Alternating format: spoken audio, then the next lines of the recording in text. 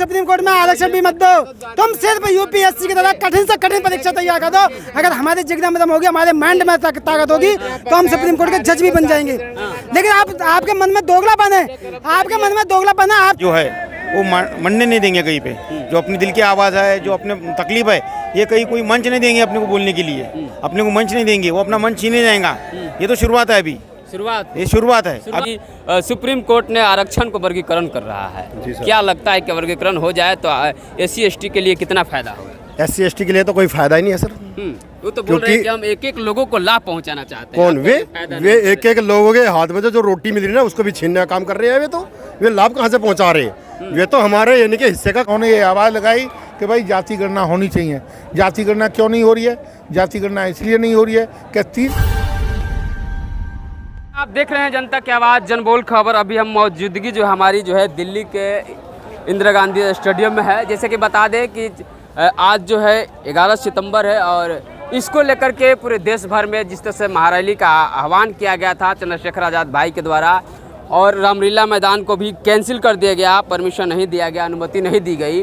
फिर भी जो है थोड़ा सा आप दिखा दीजिए चारों तरफ से हुजूम जो है, आप हुजूम देख पा रहे हैं किस तरह से जो है यहाँ लोग जो पहुँचे हुए हैं इस स्टेडियम में। लगातार देख रहे हैं किस तरह से जो लोग पहुँचे हुए हैं। जानेंगे वाकई जो है कि रामलीला मैदान को कैंसिल कर दिया गया था, फिर भी जो है यहाँ भीड़ ज़्यादा काफ़ी बढ़ रही है। हाँ, तो भीड़ तो आना ही है, पूरे भारत से लोग यहाँ पे आ रहे हैं। हम महाराष्ट्र से हैं, महाराष्ट्र से आए हैं, महाराष्ट्र से, अमरावती से है, हमारे साथी अकोला से है, ये भी अकोला से है। और रैली को सक्सेस कराना है भाई चंद्रशेखर आज़ाद, और सारे बुलंद आवाज़ हमें पार्लियामेंट में पहुँचानी है। हालांकि जैसे ही रैली का ऐलान हुआ और जगह जगह जो है दिल्ली पुलिस के द्वारा रोका जा रहा था और परमिशन रद्द कर दिया गया, ये कहाँ तक सही होगा सरकार के लिए? नहीं, वो तो अत्याचार करेंगे ना अपने को, वो अत्याचार करेंगे अपने को, अपना जो मत जो है वो मनने नहीं देंगे कहीं पे, जो अपनी दिल की आवाज़ है, जो अपने तकलीफ है, ये कहीं कोई मंच नहीं देंगे अपने को बोलने के लिए, अपने को मंच नहीं देंगे, वो अपना मंच छीने जाएगा।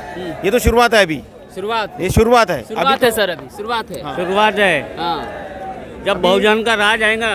अभी शुरुआत है, इसके बाद में अपने को सिर्फ ये तो जगह नहीं मिल रही है अपने को। अगर अपन जागे नहीं, भाई चंद्रशेखर आज़ाद का अपन ने साथ नहीं दिया, तो इससे भी विकट परिस्थिति आएंगी और अपने को वो परमिशन क्या कुछ भी नहीं देंगे। जो आरक्षण अभी जो इन्होंने SC ST का आरक्षण किया हुआ है, ये शुरुआत है। कितने लोग चिल्लाते हैं और कितने लोग मोर्चे में आते हैं ये देखने के लिए कि भाई क्या कर सकते हैं अपन, कितना तकलीफ दे सकते हैं इनको। वो एक मेंढक की कहावत सुनी आपने? वो मेंढक रहता है, वो पानी गर्म जो उबालते हैं वो पहले सहन करता है कि भाई इतने इसमें कुछ नहीं होता, मेरा इतने इसमें कुछ नहीं होता। वैसा है, अभी SC ST चालू हो गया, अभी धीमी आंच पे है और उसको गर्म किया जाएगा। वो मेंढक क्या करता, अपने को वो बैलेंस करता वो पानी के साथ में, और ऐसी परिस्थिति आ जाती है कि वो गर्म हो जाता, उबाल हो जाता और वो उसमें नहीं रह नहीं सकता। तो ऐसा होने वाला है अपने साथ में। इसलिए बहुजनों अभी जाग जाओ और भाई चंद्रशेखर आज़ाद का साथ दो। भाई चंद्रशेखर आज़ाद निस्वार्थ बहुजनों की आवाज़ पार्लियामेंट में और उनके हक अधिकार के लिए लड़ रहा है, तो उनको साथ दो, जाग जाओ, नहीं तो बहुत बेकार परिस्थिति आएंगी। जैसे अपने वो बेटों पे अत्याचार हो रहे हैं, दिन दहाड़े लड़कों को मारा जा रहा है, बच्चों पे अत्याचार हो रहे हैं, बलात्कार हो रहे हैं और सरकार कुछ देख नहीं रही है, उसमें न्याय अपने को मिलता नहीं। वहाँ पे देखा जाता है कि भाई यहाँ पे जो लोग हैं इनके साथ में कौन है कौन नहीं है, और जाति देख के न्याय दिया जाता है, जाति देख करके न्याय दिया। देख लीजिए सीधे तौर पर, अगर अभी भी नहीं जागे तो फिर आपको जगने का मौका नहीं मिलेगा। सर क्या बोल रहे थे आप? अभी बहुजन समाज, बहुजन भाइयों के लिए मेरा एक ही संदेश है, अपने को नेतृत्व करने वाला बहुत अच्छा बंदा मिला, भाई चंद्रशेखर आज़ाद। भाई चंद्रशेखर आज़ाद के साथ में हम मुस्लिम अकोला, महाराष्ट्र अकोला टीम मरे दम तक के भाई चंद्रशेखर आज़ाद के साथ में रहेंगे और है। देख लीजिए, ये जो है जिस तरह से सर अब जो है बारी है लोगों को जागने की, कहा जा रहा है कि सुप्रीम कोर्ट ने आरक्षण को वर्गीकरण कर रहा है। क्या लगता है कि वर्गीकरण हो जाए तो SC ST के लिए कितना फायदा होगा? SC ST के लिए तो कोई फायदा ही नहीं है सर। वो तो बोल रहे हैं कि हम एक एक लोगों को लाभ पहुंचाना चाहते हैं। कौन? वे एक एक लोगों के हाथ में जो रोटी मिल रही है ना, उसको भी छीनने का काम कर रहे हैं। वे लाभ कहाँ से पहुँचा रहे हैं? वे तो हमारे यानी कि हिस्से का खाना खा रहे हैं सब कुछ। हमारा जो समाज है, हमारे समाज के जो बच्चों के स्कॉलरशिप वगैरह मिलती थी, वे सर्व समाज के और लोग ले रहे हैं और हमें यानी कि बदनाम किया जा रहा है कि हमारे एससी को इतना दे दिया, एससी को इतना दे दिया। क्या दे दिया? एससी का तो और खा रहे हैं वे, खा रहे हैं। ऐसी समाज का तो खा रहे हैं जी। आप लोगों को लगता है कि केवल खाते रहते हैं? वे खाते रहते हैं, हमारे तो वैसे दिखा रहे हैं, इनको ऐसे है, लेकिन ये लिखे पेपरों में दिखा रहे हैं कि हम इतना दे रहे हैं, लेकिन दे नहीं रहे। वे हमारे हिस्से के यानी कि रोजी रोटी सब खा रहे हैं वे। हमारी जो नौकरियां है उन्होंने छीन के वे खा रहे हैं। वर्गीकरण करना है तो यानी कि वे अपने जज का बेटा जज का बेटा जज क्यों बन रहा है, उसमें करिए। हमारे में पहले क्यों कर दिया? हमारा यानी कि एक तो समाज में इनके रोजगार नहीं है, जिनका रोजगार है वे थोड़े आगे बढ़े, इनको दर्द होने लगा क्योंकि वे अच्छा पहनने लगे, अच्छा खाने लगे, गाड़ियों में घूमने लगे, तो उनको दर्द हुआ। उन्हें चाहिए कि ऐसा कि हाँ भाई अब भी तुम्हारी जी हजूरी करे। लेकिन अब युवा पढ़ा लिखा हो गया है, जान गया है कि भाई हमें क्या करना है। हमारे लिए तो दो ही भगवान है, अन्यथा और कोई भगवान नहीं है। एक तो रविदास जी महाराज, एक बाबा साहब, अन्यथा और कोई भगवान नहीं है, और कोई नहीं है। क्योंकि राम ने कुछ नहीं किया। अगर आज कोई हमारा सर फोड़ता है, हमारे साथ कोई अत्याचार करता है, तो बाबा साहब का संविधान रातों 24 घंटे खुला रहेगा, धाराएं लगेगी। भगवान के नाम पे ये खा रहे हैं, भगवान कुछ नहीं कर सकता। कुछ नहीं कर सकता। तस्वीर बना दी उसके नाम से। भगवान कौन है? जी कहाँ कहा है जा रहा है कि भगवान जो है कहाँ है? भगवान कहाँ है? भगवान नहीं होता तो मूर्तियाँ क्यों बनती, मंदिर क्यों बनते हैं? देता है वो डोरी वाहन है, आइसु में गाड़ी चलाता है वो वाहन है, आइसु में तो भग का चलाने वाला ही भगवान है। आइसु में कहीं पत्थरों में भगवान नहीं रखा है, जिसने माँ बाप ने पैदा किया है वही भगवान है। क्या है आइसु में? सबसे बड़ा भगवान वो है, जो कोई भगवान नहीं। आरक्षण की बात करते हैं, आरक्षण की बात। आरक्षण की बात यह है, बाबा साहब ने संविधान बनाया, उसमें आरक्षण दिया, इतनी गवर्नमेंट आई, किसी ने जो है आरक्षण की पूर्ति नहीं की। ऊपर हाई लेवल पे जज है, मजिस्ट्रेट है, आईएएस है, आईपीएस है, उनमें उन्हीं के आदमी हैं। परिवारवाद चल रहा है। नीचे शेड्यूल कास्ट का कोई कोटा पूरा नहीं किया रामजादा। जितनी यूनिवर्सिटी में किसी में वाइस चांसलर हमारा नहीं, कोई हेड ऑफ द डिपार्टमेंट हमारा नहीं, सब जगह उन्हीं के आदमी बैठे हुए हैं। अब ये पढ़ लिख करके समाज जागृत हुआ है तो अब इनके मिर्चा लगती हैं। कह रहे हैं कि हम वर्गीकरण करके एक एक लोगों को नीचे से ऊपर तक मदद देना चाहते हैं, फायदा देना चाहते हैं। कौन देना चाहते सुप्रीम कोर्ट का सुप्रीम कोर्ट में तो ना पहले यार, सुप्रीम कोर्ट के अंदर तो वहाँ पर सिर्फ कौन बैठा हुआ है?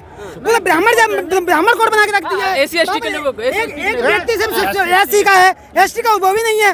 वहाँ पर कम से कम 14-15 लोग SC ST को होने चाहिए, OBC के लोग होने चाहिए। पहले वहाँ वर्गीकरण करो और उसके बाद में मेरी बात सुनो, हमें सुप्रीम कोर्ट में आरक्षण भी मत दो। तुम सिर्फ UPSC की तरह कठिन से कठिन परीक्षा तैयार कर दो। अगर हमारी जिज्ञासा में दम होगी, हमारे माइंड में ताकत होगी, तो हम सुप्रीम कोर्ट के जज भी बन जाएंगे। लेकिन आपके मन में दोगलापन है, आपके मन में दोगलापन है। आप चाहते नहीं है कि मतलब SC ST का आदमी सुप्रीम कोर्ट का जज बने, इसलिए तुम कॉलेजियम सिस्टम को खत्म नहीं कर रहे हो। कॉलेजियम सिस्टम को खत्म करो और हमारे समाज के लोग जज बनेंगे और हमारे जज के खत्म करेंगे।